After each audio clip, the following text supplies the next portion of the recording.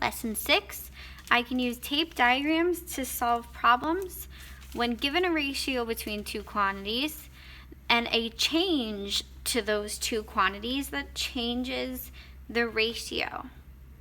So today a lot of our problems are going to be looking something like this, where we're going to be drawing a before and an after tape diagram. So previous lessons, we've gotten used to drawing something like this to represent their ratio. In the problems today, there will be, as the content goal said, a change. So we'll kind of have a before tape diagram, and we will also have an after tape diagram to demonstrate how the ratios have changed. So make sure on your paper for all these problems you just kind of divide it into two equal sections. A suggestion that I have for this lesson, if you have highlighters or any kind of colored pens, anything small, you don't need them. I just suggest that because it will kind of help you weed through some of the wording in the problems. So just a suggestion from me. All right, so let's take a look by starting at exercise 1. The Business Direct Hotel caters to people who travel for different types of business trips. On Saturday night, there is not a lot of business travel, so the ratio of the number of occupied rooms to the number of unoccupied rooms is 2 to 5.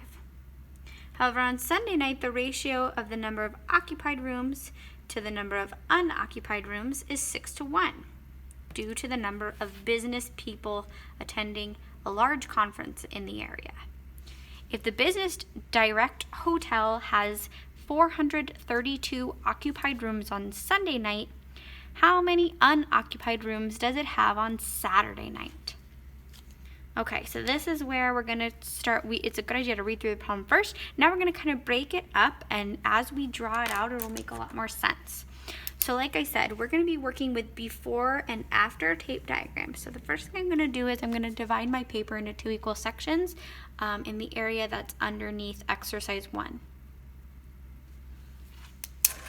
Okay, I have two different colors of pen to help me keep track of which ratio is from the before side, which ratio and information is from the after side. Again, you don't need them, but it might be helpful to you, especially those of you who feel like you're visual learners. Okay, so on Saturday, we're talking about Saturday night and we're talking about Sunday night. So the first thing I'm going to do is I'm going to label one side Saturday,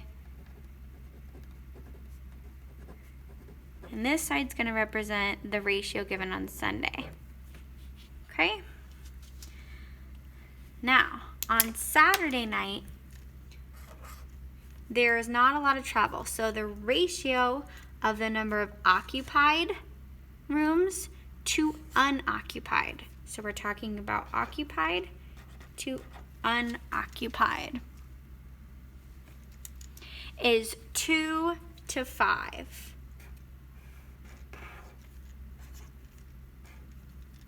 2 for occupied, 5 for unoccupied.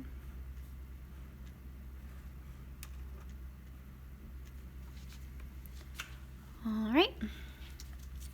However, on Sunday night, so now we're talking about Sunday, that's going to be on this side, the ratio of the number of occupied to unoccupied rooms is 6 to 1.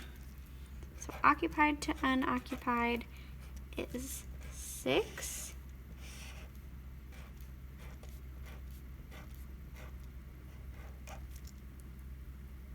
to 1.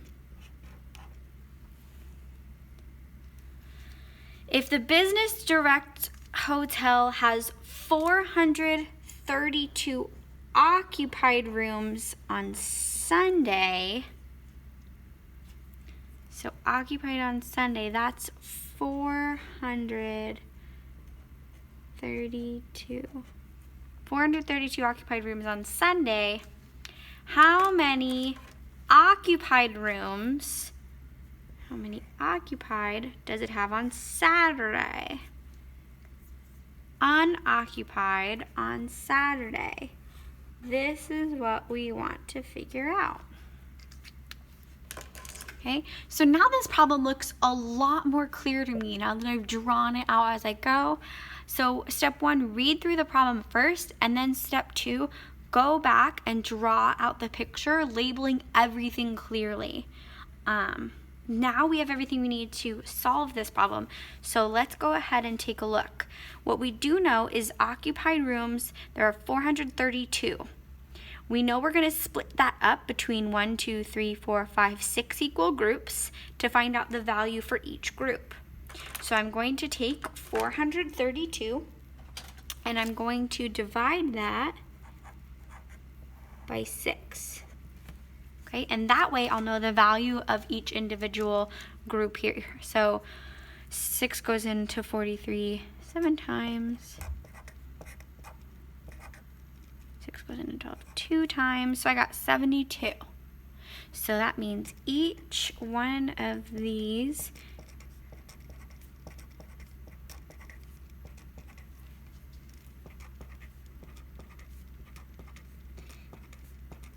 because the value is going to be the same in each one. Okay, so now for each one of these, we know that the value is 72. Now what I need to know is what is the value of the unoccupied rooms on Saturday. So now I have 72 times 5.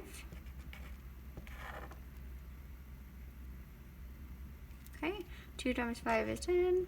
7 times 5 is 35, and one more is 36.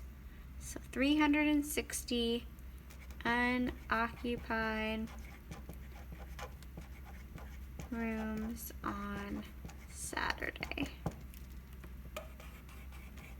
And there's our final answer. All right, let's take a look at exercise 2. Peter is trying to work out by completing sit-ups and push-ups in order to gain muscle mass. Originally, Peter was completing 5 sit-ups for every 3 push-ups, but then he injured his shoulder.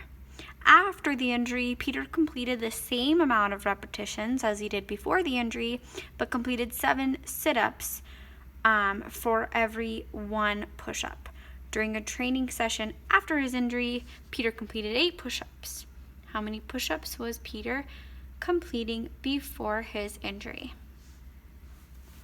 Let's go ahead. We know we're going to be working with before and after tape diagrams. So again, I'm going to divide it just into 2 equal sections.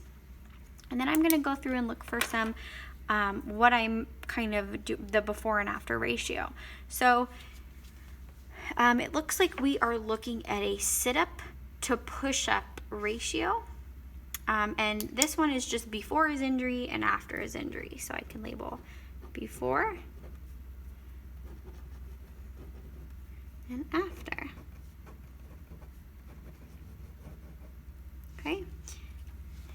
And the order we have is sit-ups to push-ups. So sit-ups, push-ups, sit-ups, push-ups. Okay, so when it says originally, that means the before ratio. So originally he was doing 5 sit-ups for every 3 push-ups. So 5 sit-ups.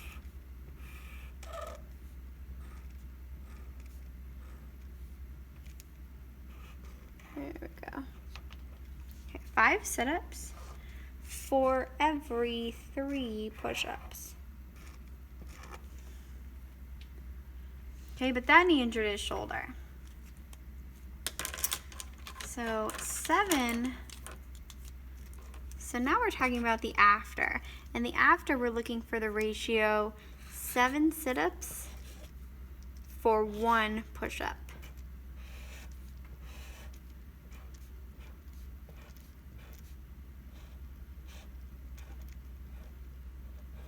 One, two, three, four, five, 6 for every 1 push-up. All right, so now we have everything kind of modeled, but now we're going to plug in any quantities they give us. So during the training session after his injury, Peter completed 8 push-ups. Okay, so we're looking for after. The amount of push-ups was 8. Okay, so I know that's easy. I know the value is going to be 8 of each box. How many push-ups was Peter completing before his surgery? So we're looking for push-ups before That's what we're ultimately looking for. So before push-ups, that's what we want to know. Okay, let's go ahead and solve. So I know that each of these is going to be 8. Okay, now you're probably thinking, why am I labeling all of these when I could just label these 3 that I'm looking to find? But honestly, it's best to get in the practice of just labeling the whole diagram, because there are going to be some that have more than one step. So it's best to just get in that practice now. Okay, so now we're just looking at solving for this problem here. So we have 8, we have 3 of them. 8 times 3 is 24. So 24 push-ups. Oops, push-ups. There's a little hyphen there. Before his injury. And there's our final answer.